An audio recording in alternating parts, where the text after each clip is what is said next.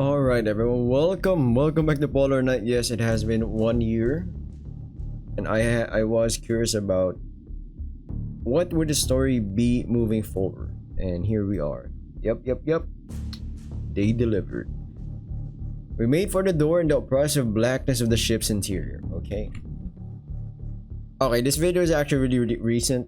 I think it's November 16 right now, so this would be November 17 uploaded on or something.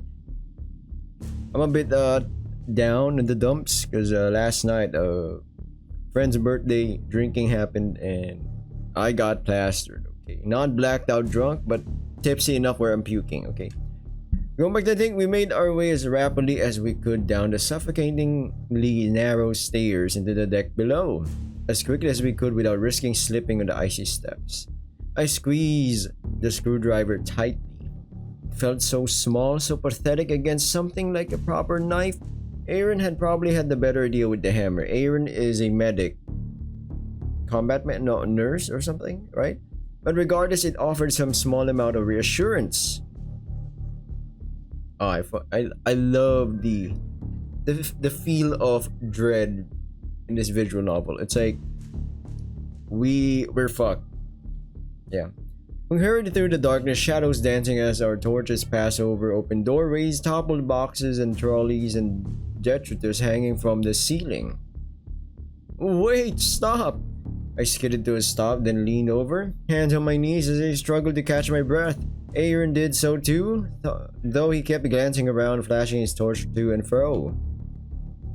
Where are you taking us? Do you have any idea of where you're going? He wheezed out, but never taking his eyes off of the corridors, both the way we came and what they... I mean, I don't trust anyone right now, I'll be honest. Even my main character, Garrett. I don't. Even if I weren't about to throw up from fear and exertion, I don't think I could answer. I'd run on instinct. Back towards the main deck. From there, we'd have the choice of where to look, but before I could say anything more, there was a sound of a metal door clanging open and a sudden rush of frigid wind. Or inrush. Is that a word? Wow, interesting. The sound of the blizzard outside came from somewhere up ahead. Before I could say anything more, there was the sound of a metal door clanging open and the sudden inrush of frigid wind. The sound of the blizzard inrush. I think that's an actual word, like a full-on word. That's on me, man. I gotta expand my vocabulary. Yeah, the sound of the blizzard outside came from somewhere up ahead, and for a brief moment, the corridor leading to our right lit up slightly from the scant moonlight. Then it changed. Wait, what the heck? Then it clanged shut again, and silence followed. Uh-oh. I felt his hands grab my torch and flick it off, along with his own. Then he wrestled me to the right side wall, placing a finger on my lips to shush me. I hissed a protest, but then I heard steps. Slow, methodical. He looked at me with terror, imploring me with his eyes to return the way we came. I hesitated. If it was one of the others, why couldn't we see their torchlight? Why weren't they calling out? And since I could only detect one set of pause steps, why were they alone? I gripped the screwdriver tighter. I'd be gripping that crap. I'll be gripping that screwdriver if it was like my last thing to fight with, you know? Then looked Aaron in the eye. He swallowed, looking down the hammer in his hand, then back at me. Fuck. My ears were ringing or buzzing. My heart felt like an alien trying to explode through my ribcage. I understood that reference, by the way. My mouth was dry, fingers numb, tail curled upwards. The fear and gnawing knot in my stomach gave way to heat, anger. I jerked my head toward the oncoming steps and motioned for him to prepare the hammer. He stared wide-eyed and mouthed something, but I ignored him. He grabbed my wrist, but I yanked it out of his grasp. We approached the corner, gripping our flimsy but potentially lethal weapons. Why should I be afraid? I bared my teeth. Whoever it was, they wouldn't take me like Joseph. As the figure moved closer, I got the impression the steps were less methodical and more staggering. There was the sound of something metallic getting hit against something soft.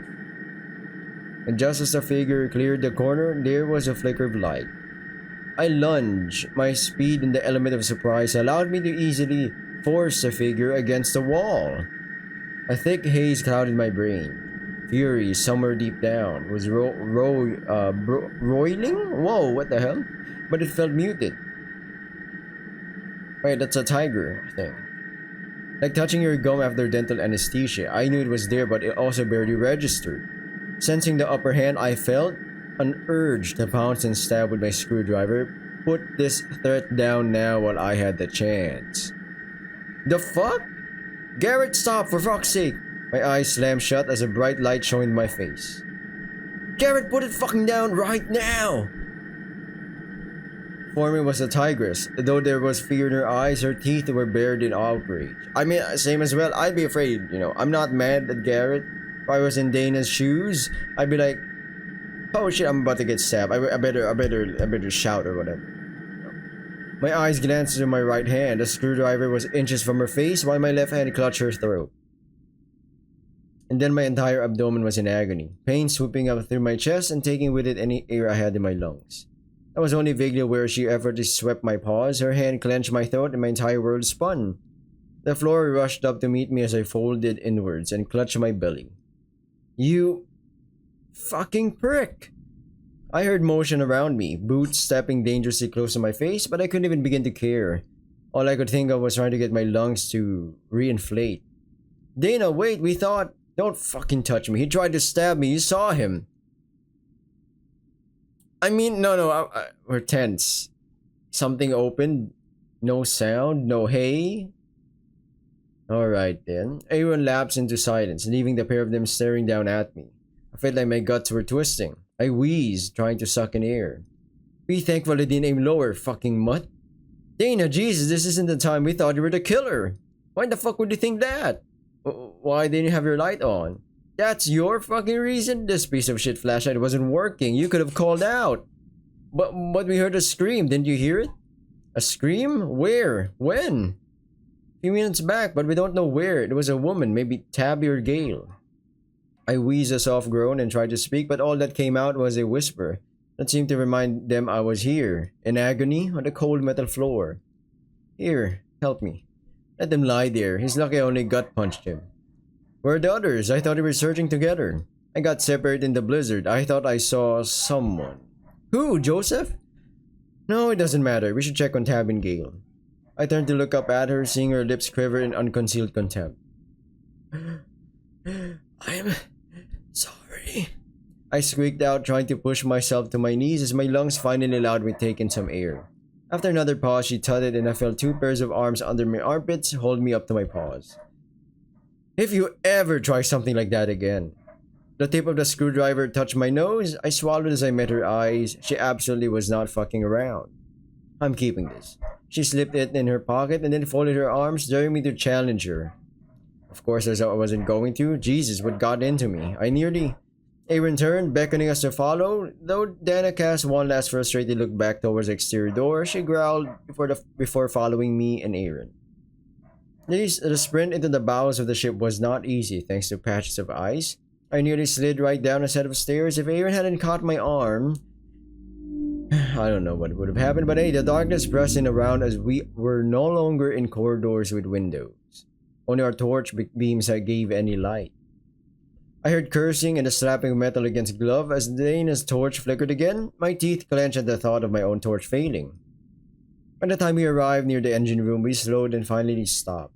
The door leading to the machinery was ajar, and warm light could be seen, shining like a beacon in the dark. But there were no sounds, no voices. We exchanged looks. Aaron swallowed audibly, and I heard his paw tapping rapidly. On the other hand, wait, what the fuck? Oh my god, I'm a bit not locked in, okay?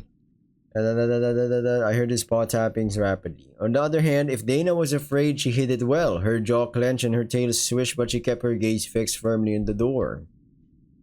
Tabby? Gail? Is anyone there? We heard a scream. I cursed my trembling voice. I did everything I could to stop my hands shaking. Why isn't anyone answering? He hissed in a frantic whisper. Dana clenched her torch and turned to us. Okay. I could see the haunted look in her eye, but there was an unsettling gleam, too. She was a detective, after all. This was probably her day job. Or maybe I watched too many movies. Garrett? You smell anything? I swallowed hard as my throat closed up. I was so dehydrated that it made me briefly forget the gnawing hunger. The air was damp and musty, which was to be expected. The cold sliced my nostrils and sinuses. Traces of grease and lubricants, nothing out of the ordinary for a room full of machines. I braced myself for a trace of the sickly metallic scent I was familiar with. Anything I recognized. The stench of terror from at least one of my companions was almost overpowering. I glanced at Dana and shook my head. Aaron stared at us wide-eyed, ears erect. After a moment, he also shook his head. Dana inhaled sharply. She gestured, and slowly we approached the door. Oh my god, I think things... Wow, this is kind of HD looking. Pretty good. The illusion of color and light and dark. The room was painted with oily black shadow from the various hulking metal derelicts. In the center, a solitary lantern was sitting on the floor, emitting a soft hiss. Gail? Tabby? There was no sign of blood or of a struggle as far as I could see. Tools lay on the floor, none of them had the dusting of frost that covered everything else, so I assumed they'd been in use until recently. Tabby? Gail? Rufus? She called out again, the fear rising in her voice. Where the fuck did he go? I agree, well, I guess it is a big ship, but hey. They were just here. What happened? As if they just disappeared. His torch beam was shaking wildly, darting this way and that, creating shadows that morphed and stretched across the room. Calm down, she hissed at him, but it was clear she was getting agitated too. Their voices were hushed as though scared someone or something might overhear. Alright, Garrett, go around that way and check around the turbines. Aaron, you go up that way between those. Are you seriously suggesting we split up again? This room is huge. It'll take us longer to search in one group. What's your rush? Do you have an urgent luncheon appointment to dash off to? Did you or did you not claim to hear a fucking scream? Guys! I held up my hand to shush them. My ears turned back and forth, straining to hear, but there was only the groaning of metal and dripping water. Aaron, can you hear anything? Anyone? I promise you, if I'd heard someone, you'd know it as soon as I did. Well, I can't smell anything unusual, so I don't think there's been any violence here, but I also can't smell Tabby or Gail, so maybe they left? What about Rufus? He was supposed to be with them. I forgot. He's a bit of a... He should have an accent, but I can't do it. But we heard a woman scream. So unless Rufus can really hit those high notes, I doubt it was him. So then where is he? I shivered as I turned and passed my torch beam over the metal hulks and ruined electronics. Seeing it now, I realized how futile Tabby's efforts would have been. Yeah, unfortunately, everything is just fucked, okay? This ship would be... It's already a miracle it's floating on ice. But if you're trying to say this ship is capable of going somewhere, I don't think so, man. Garrett? Tabby was right. A place like this is at least as much electrical as mechanical, and I wouldn't know where to even begin to restore power, assuming it's even possible. So there's no chance to get power. For the radio. Listen, one thing at a time. We need to find others and make sure everyone is safe. Yeah, that's actually good. We all exchanged looks but nodded. Despite her attitude, I was glad Dana was with us. Look, I'll go look over there, like Dana said. Aaron, you stick with Dana. But you really want to argue about this? She gave Aaron a dirty look, but he was too busy staring frightfully around. Ears erected and alert for the slightest noise. I was surprised his foot wasn't hammering a hole in the floor right now. Fuck it, fine, stay close. And Garrett? She gave me a grim look. If you find anyone or anything, shout as loud as you can and don't stop till we get to you, okay? I swallowed. I tried to say okay, but my words caught in my throat and I simply nodded. Why did I have to act brave? I don't like this. I don't like this one bit, I'll be honest. This shit's spooky, man. I moved around the bank of electronic. Wait, what the fuck? I moved around the bank of electrical panels and started moving cautiously toward the rear of the compartment. From the other side, I could hear Dana and Aaron calling out in harsh semi-whispers. My throat ached. I was parched and my belly twisted and writhed with hunger. My hands shook. I needed a smoke. I still hadn't completely recovered from the blow Dana had given me. I kept sniffing as I stepped toward the rear of the room, navigating through the long stretches between banks of equipment and machines. The stench of blood from the bridge still lingered in the back of my mind, even if it had faded from my clothes and fur. I was braced for the hit of iron and death. The light of the lantern was distant now. My torch trembled in my hand. I called out, but softly, something warned me that I really shouldn't be attracting attention to myself. Garrett? What the hell, man? Tabby? Gale? Home? What's happened here? My head was beginning to pound and my vision was getting blurry. The inky blackness pressed in on me like the waters of the Arctic I'd nearly drowned in mere hours before, suffocating me. I had to get out. I had to leave. I didn't even see that. Can someone see that? Wait a minute, come back. Take me home. Oh no, man. My brother's ghost? A spark of anger ignited in me at Dana for splitting up and for hitting me. Who the fuck did you think she was, man? I mean, we did have a screw. We almost stabbed her, so. My chest vibrated with a growl. My hand clenched the torch tightly, its hefty metal weight reassuring me it could easily cause a lot of damage if wielded as a weapon. Dana, where are you? Did you find anything? I hissed, still keeping my voice down. I swept the room around me with my light, suddenly overcome with paranoia and dread. Dana? Aaron? Oh god, this time I shouted, panic pushing my voice up an octave. No, they couldn't be missing, not again.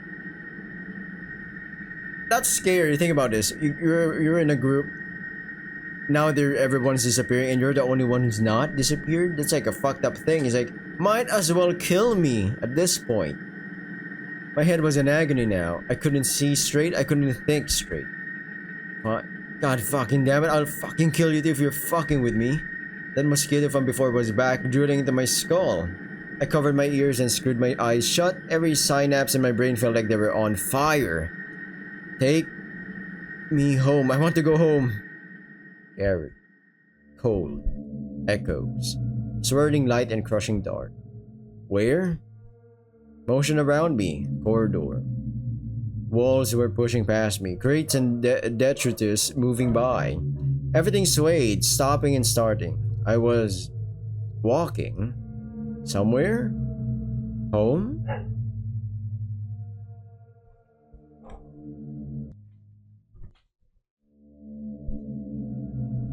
Alright, another quick cut because Sandra was barking, but yeah. Oh no, why are we here? What is in here? What? Why here? It was open? Something was telling me not to go in, warning, threatening. Garrett. My legs failed. I crumpled to my knees. I retched, but I had nothing to bring up. My head was in agony, like something was burrowing into it. I wasn't alone. Someone was here, coming closer. Stay away. Then the world turned into its side. The last thing I saw were boots and legs that stretched up and out of my sight, and I did not recognize them. Ghosts? Some kind of like the time stream is, you know, it's mingling with the present time. I stared at my bedside clock, 11:43 p.m. I could still hear them downstairs. Every once in a while, a lull. Mom's voice trying to soothe them. Each time I dared to allow my eyes to close. Maybe they'd worn themselves out finally. Maybe Mom had gotten them to put it on hold for tonight, again. But then a harsh shout, followed by a response, and it started to back up again. Even upstairs behind my closed bedroom door, I could hear from their voices they were both drunk again. For Clyde, this was mostly his default state, but for Connor... 11:48. I couldn't hear the specifics, only a brief word here and there, but then again, I did not care. Connor, he'd had a rough time. Clyde had gotten worse in his own drinking, and Connor had ditched the smoking habit only to replace it with beer. At first, it had been drinks with friends after work. It was pretty clear he didn't want to be around Clyde, so he stayed out late, coming back smashed, only to find Clyde still up, and as was his habit, looking for an argument. I jolted as I heard the final shout, then the sounds of paw steps. Thundering up the stairs, I snapped my eyes shut, my nerves on edge as I prepared for someone to barge in. But no one did. I heard Connor's bedroom door slam. From downstairs, I heard Mum and Clyde talking, or at least Mum was talking and Clyde was still shouting. A poisonous burst of resentment flooded me. He'd wormed his way into our lives through her. Her multiple sclerosis was getting worse, her ability to work was becoming harder. We needed support and Clyde had a stable job. I never understood. Clyde was superficially charming, but his persona was breathtakingly fake if you knew him at all. I'd seen the sweet, jovial, chummy facade turn on and off like a light switch. And once he got what he wanted, it was a pure 100% grade AAA cut. Garrett? I slammed my eyes shut and slowed my breathing as much as I could. Silence, then he called out to me again, still quiet, almost a whisper. Even just saying my name, I could hear the drunkenness. I hated it. Soft paw steps across my room paused, then I heard something placed next to me on my bedside table. Think this is better off with you, wee man? The steps retreated and paused at the door. I had a sudden urge to open my eyes to speak to him. Then the soft click of my bedroom door and the noise from downstairs became muffled again. I opened my eyes and instantly my gaze was drawn by a shiny object, glinting in the soft green light of my alarm clock. No, it couldn't be. I reached for it, feeling the cold metal and grasping it tightly, Grandpa's lighter. I couldn't resist. I flipped the top and struck. Instantly it sparked into life. As expected. It had never once failed when Connor used it, but why would he just give it up? I slid open the door and placed it carefully inside. Maybe I'd borrow a cigarette off Connor if he still had one. Or maybe a work colleague, just to try it out. Just the one cigarette. Garrett? The bright light stung my eyes even through my eyelids. Was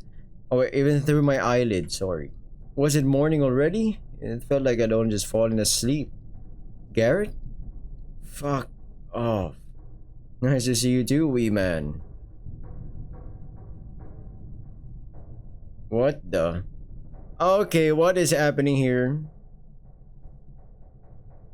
My eyes snapped open and the warm glow of a lantern briefly overwhelmed my vision. A figure was sitting nearby in a chair by the desk. The hospital. How had I gotten here? And who lit this lantern? The figure stood, approaching, too tall to be Aaron or Stefan, too thin for Rufus or Sharif. You look like shit, wee man. I knew that tone, infuriatingly smug and mocking, but my heart clenched nonetheless as memories came flooding back. Still a skinny wee rake, I see. I tried to sit up, but my body ached and I winced. Whoa, calm down. You're in a pretty dire state. I felt his hands on me, holding me firmly to stop me rolling off the bed, and for the first time I properly looked at him. Connor? No flipping way someone would survive in the middle of literally nothing. Maybe I guess you could fish? In theory, that's the only thing I can think of. You could fish. But supplies will run out. You know what? Maybe he's just that good. Remember in the beginning, they tried to ride off using their like machines or they're like, I forget what it's called. The vehicles or whatever, the cars. I don't know. I stood at the side of the bed so close I could smell him. His scent was there to the stench of, I wasn't sure exactly, but it was unpleasant. Grease, iron, sweat, but it was him. He was wearing a set of work clothes like an engineer, or rather a mechanic, and all things considered, they seemed in decent condition, which is a bit, He gestured next to me when an open can stood with a spork next to it, a can of meat. Eat up, you're one missed meal from becoming invisible. He gave me a signature cheeky, toothy grin. I stared back and forth between my brother and the food. A 6-lane pile-up of questions blocked up my brain. And then I felt my stomach twist in hunger. And I grabbed the can, shoving the spork in and grabbing a chunk of the food and shoving it into a gob. Gob means your stomach or goblet, you know what I'm saying? It was real meat. In some kind of gravy or sauce. The sort of stuff you'd keep in the back of a cupboard for a rainy day. The sort of thing dirt poor students would only touch if they had nothing else. Smelled disgusting. Not enough flavor and stone cold. Without heat, it had the texture and consistency of oily, jelly-covered rubber. And yet, ravenous as I was, it might as well be the most glorious thing I'd ever eaten. Good, eh? I paused mid-bite to stare at him. He looked fine. Gaunt, much thinner than I remember. There was a haggardness to him, but the spark in his eyes reminded me of old times. Does that hurt? He motioned at my face, at my eyes. Suddenly he couldn't meet my gaze. He shuffled awkwardly with his paws. The final gift had left me before abandoning us. Is this a ghost? I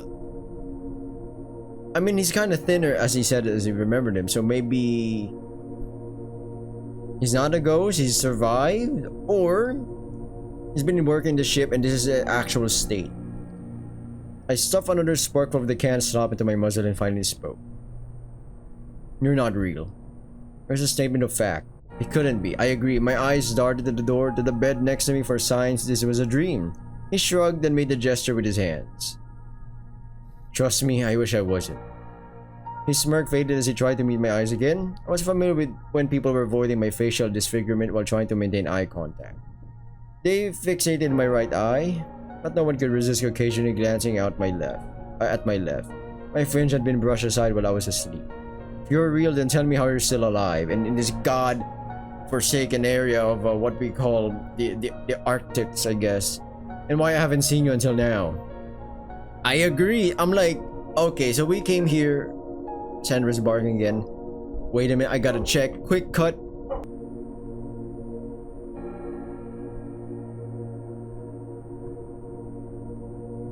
Okay, welcome back. Welcome back.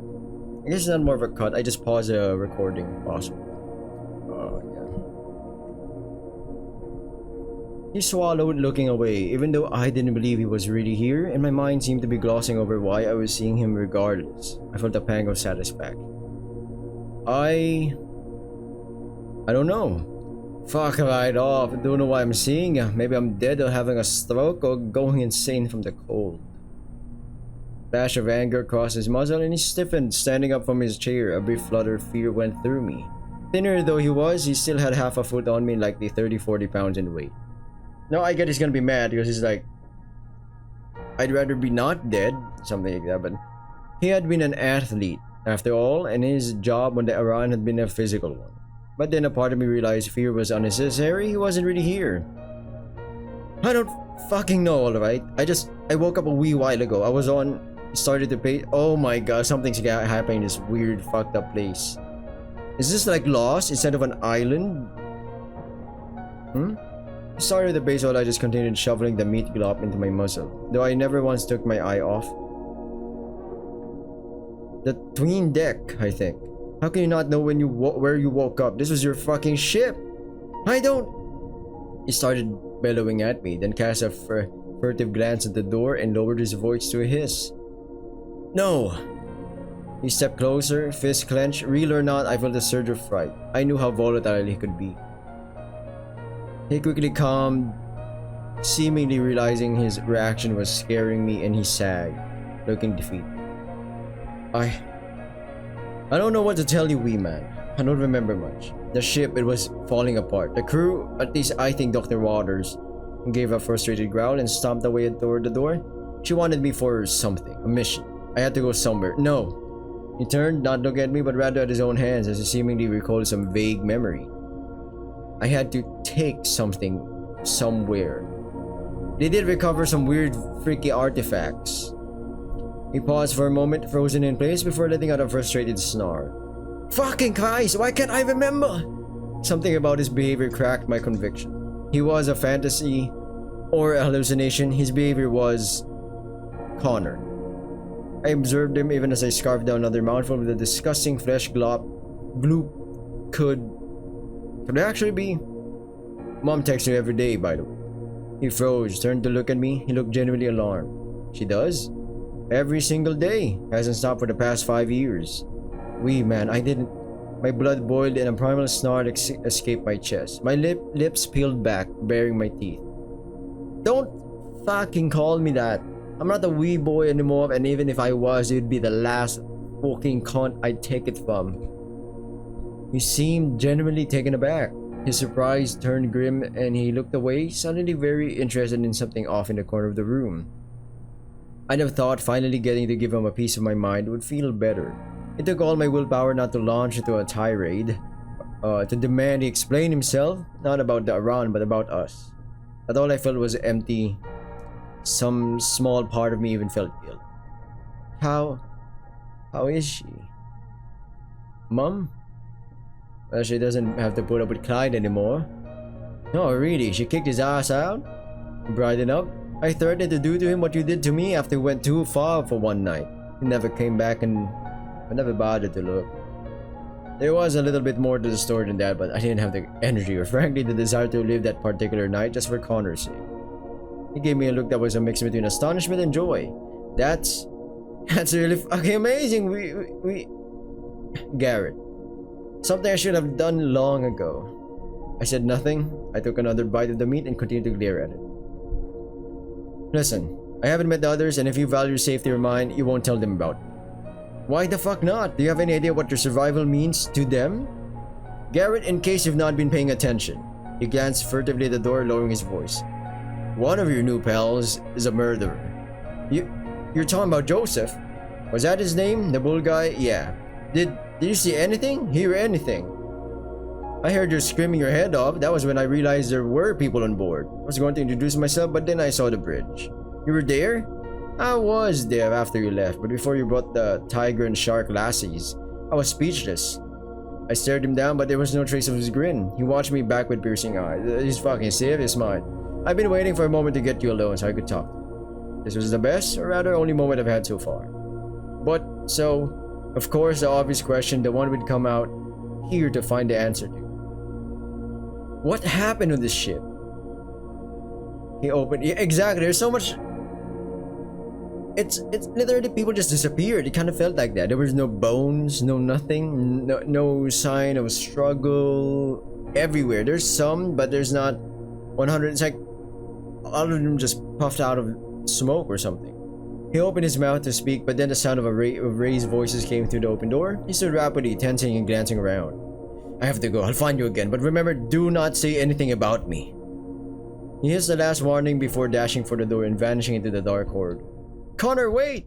I stood wincing as my legs and arms still felt stiff, but I ran as quickly as I could for the door, just as a figure appeared. Gale? Oh my god, this ship is insane. This is like... Is this the Overlook Hotel from The Shining? Technically, the Stanley Hotel. How are we not bumping into one another? Screaming? Really? No one. Oof, I blinked as I realized I'd rammed to her just as she reached the door. Garrett, are you okay? What are you shouting for? Gale, Her eyes met mine, full of concern. I couldn't imagine Gale being a danger, and part of me wanted to trust her. But something about the way Connor's voice had broken when he'd given me his parting warning gave me a pause. It had been the first time I could think of I'd heard a particular tone from him. Genuine fear. Nothing. I woke up from a dream and forgot where I was for a moment. I winced as I saw in her eyes that she did not believe a freaking word I said. Maybe I should take acting lessons so I don't make an ass of myself every time I try to lie. She pulled off a glove and placed a hand on my forehead, instantly causing me to blush under my fur. Oh, the scream! Aaron and I heard... I know, I'm sorry, Garrett. It was Tabby. She panicked and Rufus wandered off. I think she's embarrassed, so please don't bring it up, okay? Wait, the bull? I kinda low-key forget the characters. Who's Joseph? Was he the guy with the sharky lass? Wait, was he a bull? Can't even remember. Her pleading eyes melted me immediately. Are you sure you're okay? Where's everyone? Suddenly reminded me of the missing people. I gripped her shoulders and stared into her eyes. Dana and Aaron are in the mess hall with Tabby. We don't know where anyone else is. You're still missing? How long was I out cold? I don't know, Garrett, you're hurting me. I blinked, confused, then I saw the fear in her eyes with dawning horror and realized I'd been gripping her shoulders tighter and tighter without realizing. Okay. A couple of things could be happening here.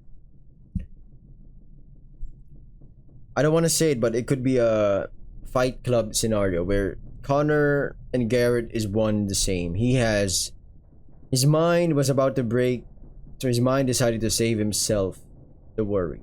But that's a big if. I don't want to lean on that because I kind of hate that. I kind of prefer his brother actually being alive and he's actually trying to help him. Whatever. How he's alive? No goddamn clue, man. No clue. Did I read this? I blinked confused and I saw the funeral eyes with dawning horror and realized I'd been gripping her shoulders tighter and tighter without realizing. I released her quickly, holding up my hands. Sorry. She rubbed her shoulders and stared at me, a new expression on her face. It wasn't a pleasant one. We should meet up with others. We need to figure out what to do. She stared me down a moment more before finally cracking a small smile. Yes, okay. Guilt threatened to boil over. What the fuck was wrong with me? First Dana, now Gail?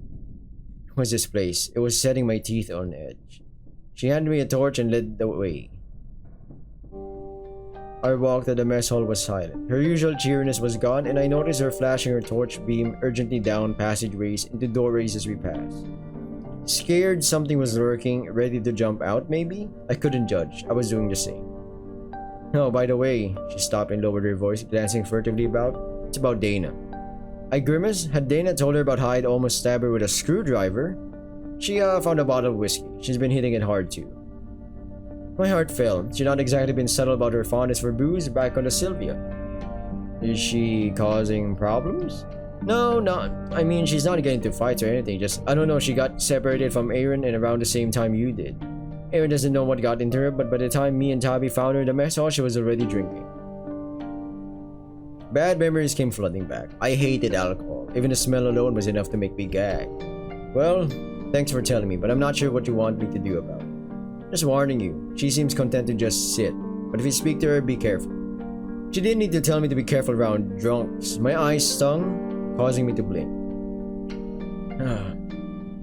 Oh no, is your eye? I'm fine. I pulled my bottle of it's diclo something, right? Out and squeezed a drop into my eye. As expected, a cool liquid soothed the pain somewhat, but I need to wait for it to kick in. Gail gave me a sympathetic look and led the way to the mess hall. Yikes. Tabby and Aaron were both sitting at different tables. Tabby was hugging herself, face wet with tears and swaying back and forth slightly. Gail immediately dashed to her side.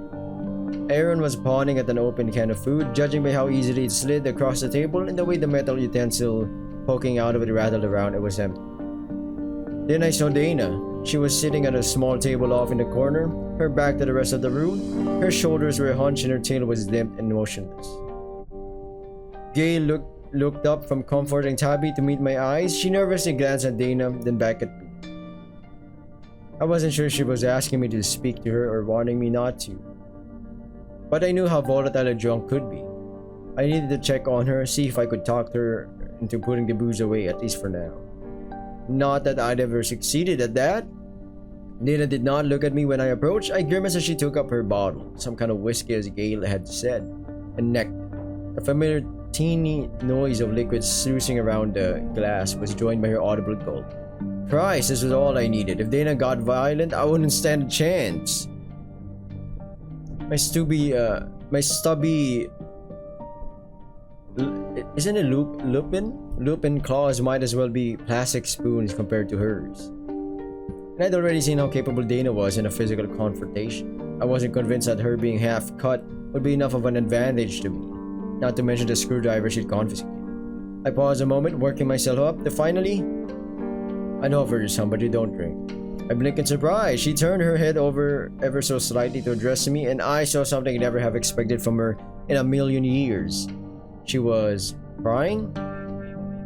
It's awful too. Scotch. I prefer rye, to be honest. This crap, this Lafroy. Of course it was. Clyde's favorite. I could smell it wafting off of her. The smoky scent he'd found irresistible, but always just made me think something was burning. Lafroy. She sounded it out in a slurred, awkward way, like a child learning a new word. It tastes like you scraped the bottom of a barbecue and mixed the burnt charcoal with turpentine. Turpentine, sorry. She was quiet a moment, then snickered, raising the bottle clumsily in a false salute. Beggars can't be choosers. I chanced getting closer, moving slightly to one side so I could see her face better. Where did you find it? Tried to keep my voice even, hoping my apprehension wasn't coming through. In the cabin. You were looking around the cabins. Why? I thought, Dad's cabin. Captain McGregor's cabin? I was near the bridge. How far and long had she wandered? How long had I actually been out? She loudly gulped from the bottle again, and I winced. Her voice was slightly slurred, but there was real bitterness there. You and Aaron wandered off, abandoned me, so I had no choice when to look for anyone. My heart clenched. Had she gotten separated from Aaron and wound up all alone in that pitch-black engine room? I didn't abandon you. I got separated and what? I tried to remember when I left the engine room, but my mind was blank. A faint memory of motion. I was somewhere else. Of course it did. Another gulp. The bottle was around half empty, but of course I didn't know how full it had been when she'd found it. I swallowed, getting more uneasy. Figured I could use a pick-me-up. She tapped the bottle with a claw. Her head was bowed. Bowed, and her hair draped around her, hiding her face. Despite the booze, part of me was moved to pity. She mumbled something I didn't catch through her slurred words, followed by a load of unintelligible nonsense. She gulped again. This time she released the bottle and buried her face in her hands. Taking my opportunity, I swiped the bottle.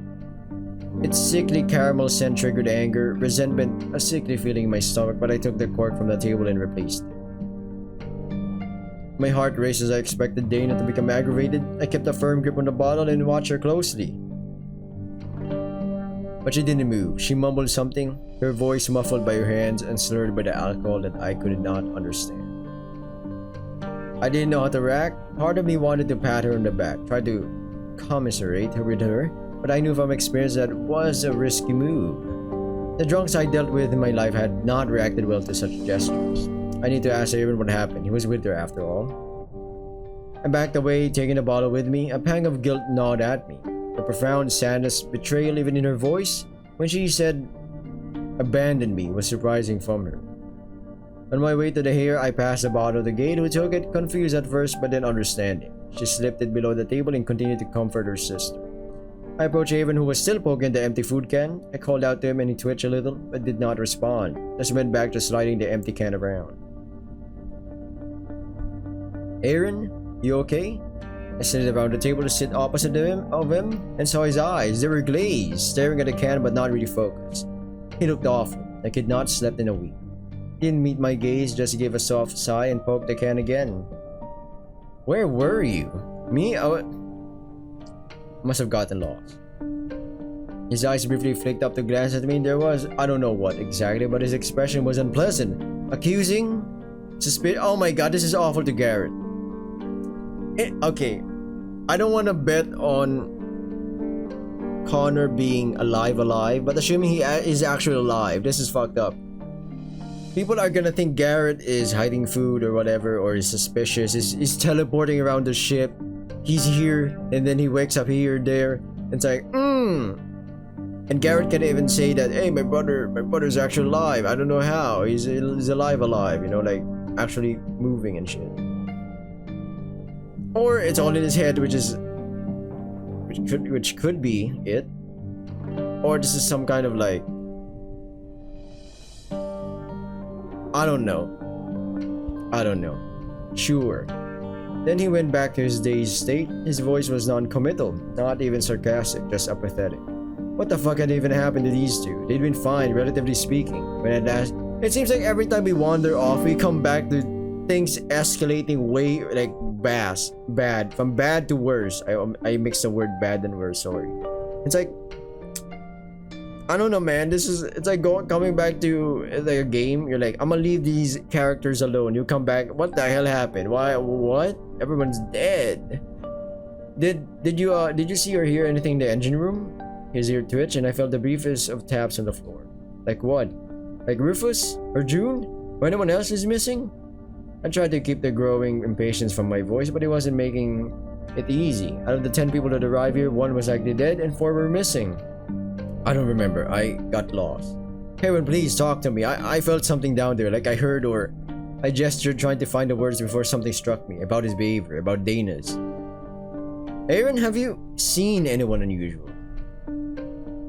I caught his reaction, though it lasted a fraction of a second. His foot tapped, his ear twitched, and the can he was poking rattled as he nearly toppled. His gaze, previously unfocused and groggy, looked at me sharply in the eye. But this time I thought my nose caught a hint of, why? I mean, who do you mean? Who would have I seen on this fucking ghost ship? Burnt lemons. Did you? Could have seen Connor, and if so, recognize him. I doubt he'd know him even from photos. He wasn't exactly an important officer, but there's no way he'd mistake the family resemblance. He opened his mouth a few times before blurting out, no. And people said I was a terrible liar. Aaron, please, if we saw someone down there, I was interrupted by someone entering the mess hall. We all looked around to the entrance to see. Very sussy. Very suspicious. This shark girl over here.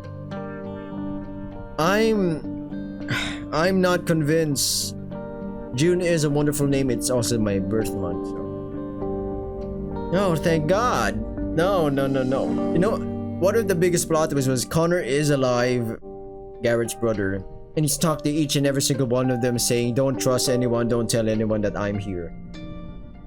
But then why?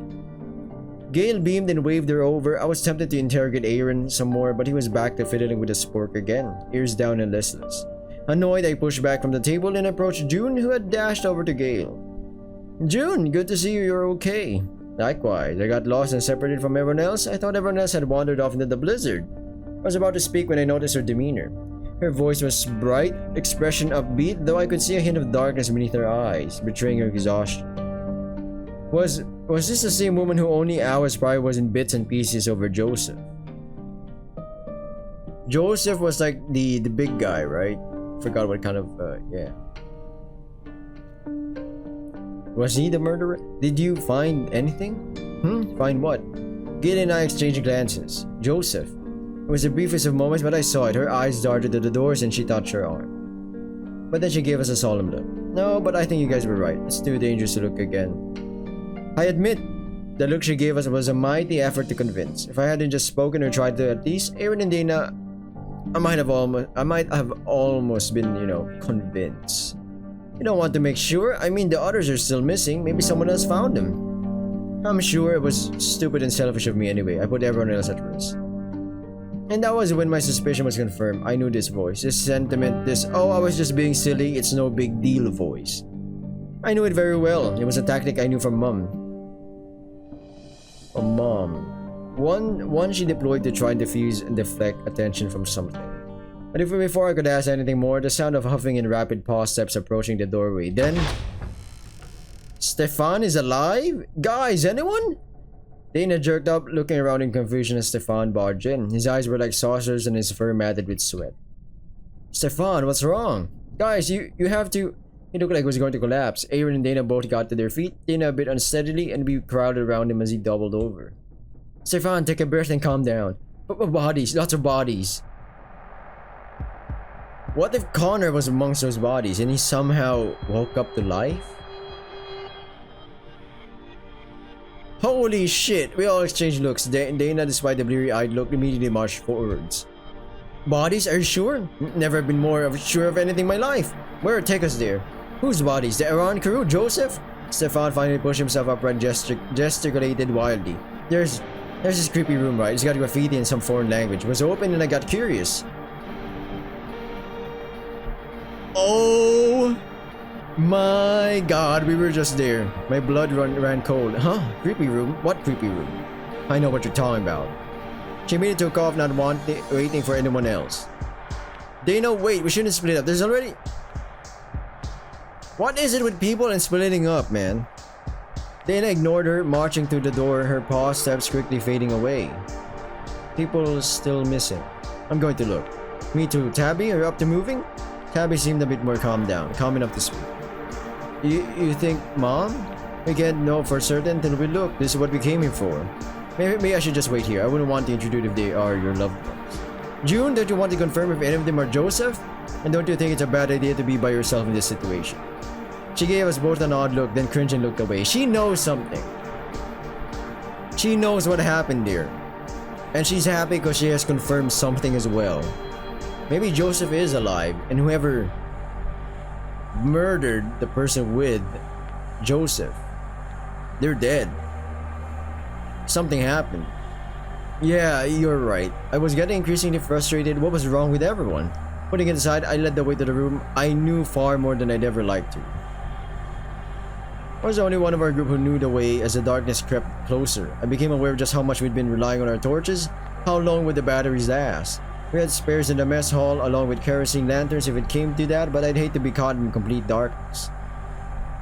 Through winding corridors that changed from smooth, vaguely pleasant-looking hallways to dark, decrepit passageways. Passages covered in pipes, cables, and other machinery, we eventually found our way. Dana and Stefan were both standing before the now open door. Both seemed stunned or perhaps frightened as they stood rooted to the spot. Question is, who opened this? Did someone open it from the inside, Connor? Or was it me and then Connor got out? And though I felt an awful sickness in my stomach, a sense of overbearing dread accompanying that familiar drilling in my skull. Something drew me closer, like magnetism or gravity.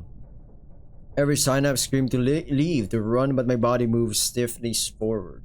The door was heavy and sturdy. I noticed the handles had been turned. Who had unlocked it, and when? If we're assuming Connor's actually alive, if his body's not there, he's the one who turned it. Or maybe it was... Or it could be Garrett. Garrett most likely opened it. Maybe... I don't know, man. I felt a firm hand on my shoulder and glanced back to see Dana. Her jaw was set with grim determination, and even the bleariness of her semi-drunken gaze had cleared up a little. She gripped the door, and together we pulled the heavy, rusted thing wide enough to slip through.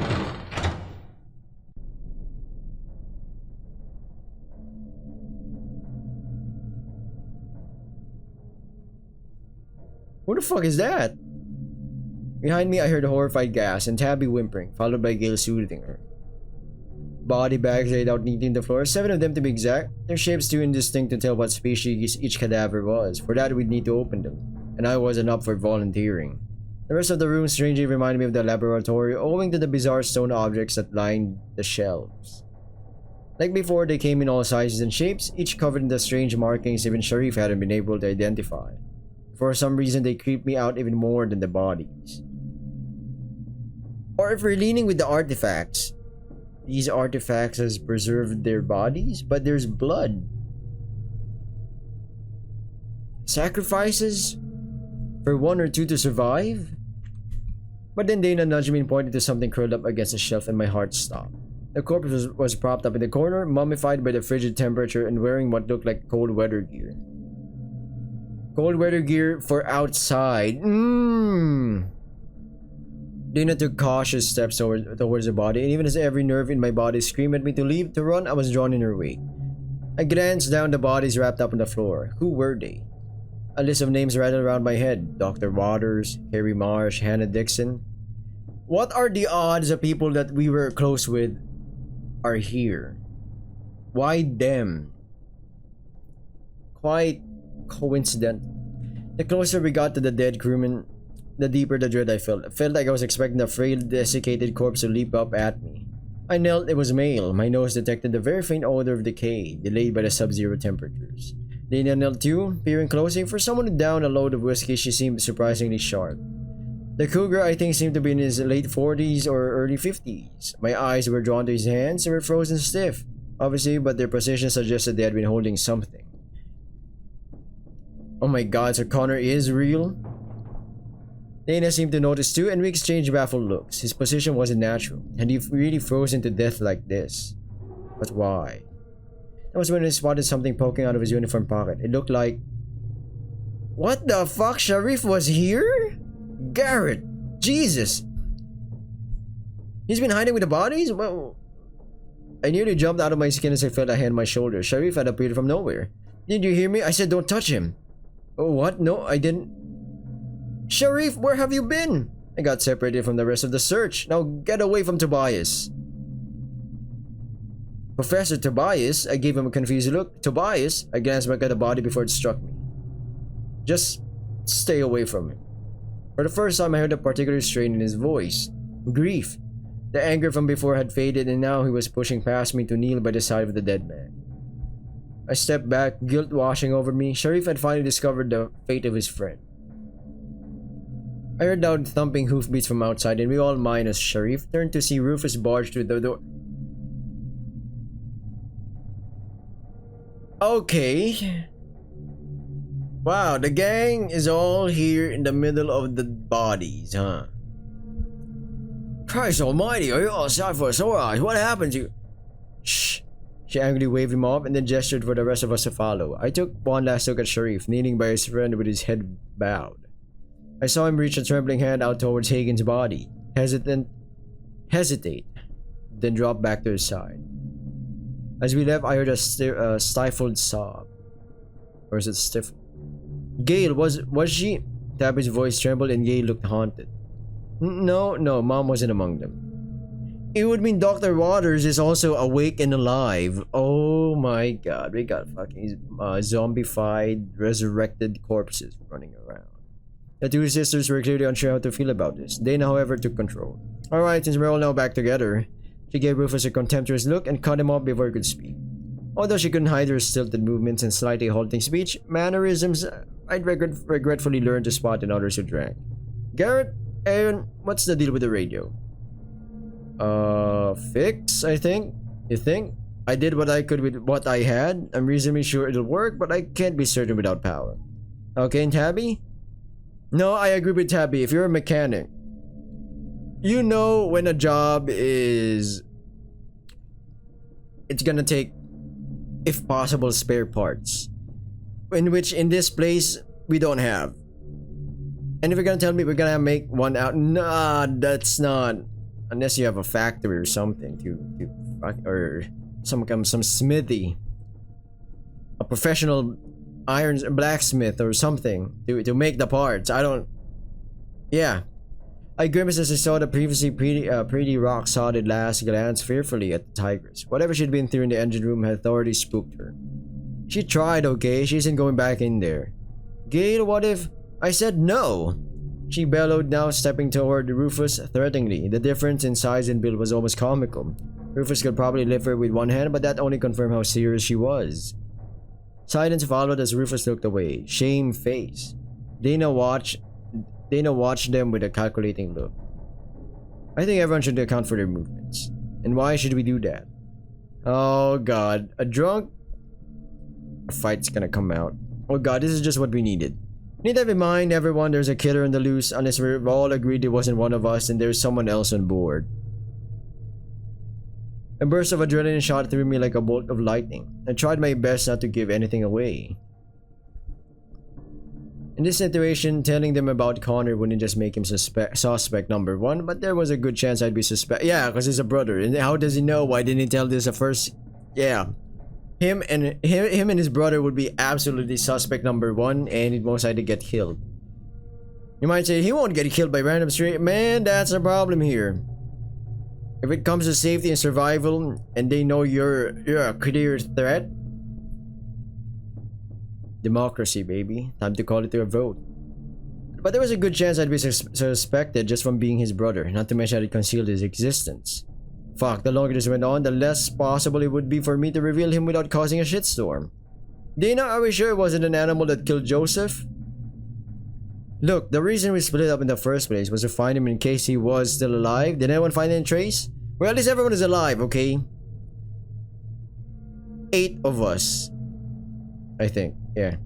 After a moment of silence and awkward looks, Dana glared at June, who seemed to be only half paying attention, nervously glancing around the dark corridors. June? She jumped at being addressed like she'd been tasered.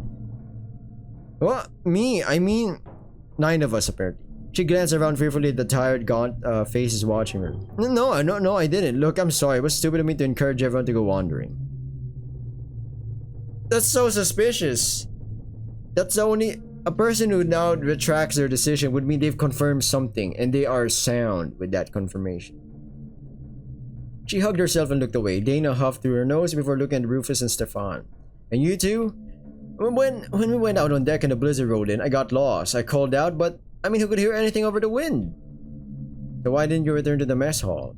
I wanted to, but I got turned around in the blizzard. I found my way to the front of the ship and went down to the lower decks, but I couldn't find my way back. I ran across this, gestured at the door, and I took a look inside, and he swallowed, gesticulating, his big pleading eyes silently begging Dana to believe him.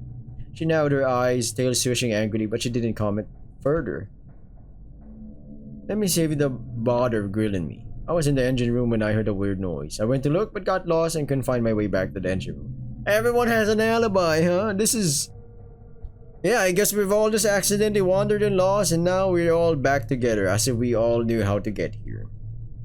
His anger faded a little as he offered an apologetic look to the sisters. I'm real sorry, ladies. I didn't mean to leave you like that. But this fucking ship is a maze. I could see Dana mulling his words when Tabby suddenly spoke up in a soft voice. I think I saw someone who isn't one of us. That's scary in a ghost ship. My god. Well, all eyes were on her. It was so quiet I could see why she doesn't want to go back. I don't want to go back to the engine room if I saw someone who isn't one of us. It's like head counting. Alright, there's 10 of us there's 30 of us in this bus, and then you count again, there's 31. Uh-oh. Wait a minute, something's wrong. Now all eyes were on her. It was so quiet I could almost hear the heartbeats of those around me. What did they... Who do you... All three spoke at once, alarmed before stopping as they all exchanged glances with each other. I expected Dana to bark at them, but strangely she also looked disturbed. Stefan also looked freaked out. That isn't funny, don't mess around like that. I'm telling the truth, I saw someone and it wasn't Gator Rufus. The food I'd eaten an hour or so before threatened to reappear. Had Connor been seen? But what was he doing in the engine room if he'd been avoiding the others? I need to ask... No, demand an explanation the next time I saw him. I just need to figure out where he was holed up. What did they look like? Oh no. Dana's voice was surprisingly gentle. She unfolded her arms. It was so dark. I only saw some feet and I think trousers. What kind of feet? Hoofs? Paws? I'm sorry, I only caught a glimpse of some legs. They were standing right next to me while I was under the... That's scary. This is a horror story. It's like, if this was a movie, it's like the characters just doing their things like, go fix a car. Alright, you're a mechanic. And then you're with your sister. You know your sister's feet, right? Their legs are freaking clothes. She disappears a little bit. She's like, oh, I'm gonna come back, okay? And then you hear footsteps. They come in. You're like, hey, sis, can you grab me the thing? And then you look beside you and boom. Dude, whose legs are those? That would fucking... And you're in a vulnerable spot. You're in an area you're trying to fix. You can't just fight back immediately. Hell, they could be a murderer. They could just... Oh my god, man. That's... She sounded like she was going to burst into tears, and Gail clutched her clothes. Enough. Tabby was scared out of her mind. Gail, I know what I saw. Some of her old nerve came back as she glanced around the frightened face. Something gnawed at the back of my mind about this. About the way everyone was behaving. Madness. Anxiety. Fear. Hallucinations. I couldn't put my finger on it. But Tabby claiming to have seen someone who shouldn't have been there rattled everyone. What if there was some gas leak or something? Something we can't smell. It can happen, right? And maybe this very ship has it. After a moment of silence, Dana finally rubbed her eyes and furrowed her brow. Okay, we should all head back to the mess hall and figure out what to do next. If we can't get the engine running, then we need another option. Garrett? I nearly jumped as her weak voice nearly blended into the soft hum of air whistling through the corridors. I was thinking about a power supply. What about the snowcats? I blinked at her. You know the big snow tractors? I saw... Oh, tractors! There we go! I saw one in the hangar on deck when we first arrived. It took a moment for the cogs to turn in my head, distracted as I was by everything else, but then it hit. Wait. The battery? It looked like a pretty modern model and seemed like it was in good condition. You reckon you could power the radio with the battery? There was a murmur as hopeful looks were exchanged. It's possible I need Tabby to help disconnecting it and moving it to the bridge. It'll be heavy. But yeah, the cold weather might have preserved its charge. I wanted to bring up the litany of possible issues with this man. I was about to say, listen. It's been 5 years. That energy doesn't just get holed up and does not dissipate. It slowly dissipates. So may or may not work. But hey, fuck it. Yeah, let's go. The battery could be drained. It could be faulty or destroyed. Exactly. I need to rig up a way to power the radio with it. Tabby, wouldn't we need to warm up the battery before we use it? Chilling it might have preserved the charge, but getting it to power something like that radio in that state might not work if it's frozen. Yeah, probably, but we can cross that bridge when we come to it. Didn't you say you found an oil heater? She pointed at Stefan, who became excited. Yeah, it's in the cabin. I was crashing it. I can go fetch it. Well, goddamn, sounds like we have ourselves a plan. Wait a minute. Dana had been listening intently, but now she pinched between her eyes. I felt a familiar pang of irritation and frustration.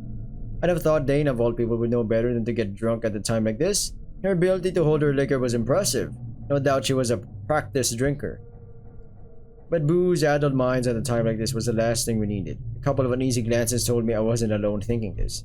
If we take the battery, we'll be able to put it back afterwards. So what if we need the snowcat to escape? Escape where? We don't know where we are. Yep, that's a problem. Even we got the radio working, there's no guarantee we're close enough to someone to be heard. And even then... She folded her arms, scowling at Aaron. How would we tell them where we are? We don't have coordinates, a GPS, or even a map. That's true. They would have to do to triangulate the area, but to do that, they would need something like... If they can see the stars, maybe. Describe it for them. Man, it's gonna be tough. I felt like a bucket of cold water had been thrown over me. Of course, contacting rescue wouldn't mean much if we couldn't tell them where we were. We should look for charts. Even if the GPS was faulty, they would have physical maps and routes plotted. Well, that's just fine. We can temporarily split into two groups. One to grab the battery and another to look around. Are we really going to split up again? Hey, it's just so we can move the battery to the bridge. Once we're all in one place, we can keep an eye on each other. Why would we be split up? Let's just all go together. We're gonna need... A car's battery is already heavy. That fucking thing's battery would be like 3 or 4 times as heavy, or maybe even more. You aren't listening. If we disable the only working vehicle, we won't even have the option to leave. Rufus was about to argue when the sound of the door behind us creaking drew our great gazes. Sheriff looked drained. His face was moist, but he still held himself upright, daintily brushing himself off and giving a small cough. Forgive me, I'm fine now. Gay looked like she wanted to say something to him, reassure him maybe. But Rufus and Dana both shot her looks that stopped.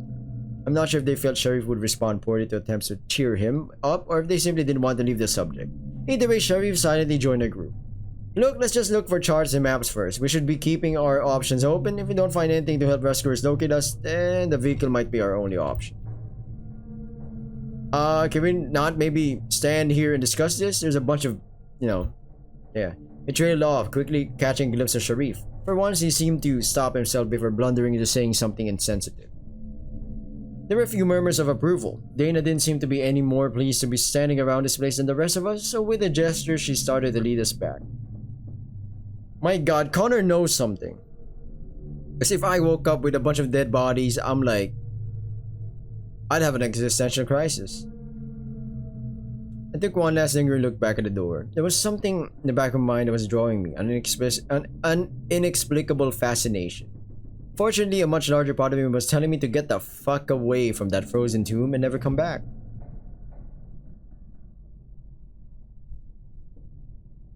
We all filed miserably into the dingy, now musty-smelling mess hall, where a few hours ago its warm lantern light and sleeping places might have made it seem like a sanctuary. Now it felt more like a prison. People drifted into groups. Tabby and Gale were naturally by themselves. Stefan and Aaron and Rufus clustered around a table, talking in hushed tones. Sheriff stood sullenly by himself near the door while Dana grabbed a bottle of water and gulped it down, probably fighting the incoming hangover. June meanwhile sat by herself looking a little dazed. She glanced around at the others but only seemed to be half paying attention. A disposition I confirmed when I approached nonchalantly and offered a greeting, only for her to jump and stare at me with fright.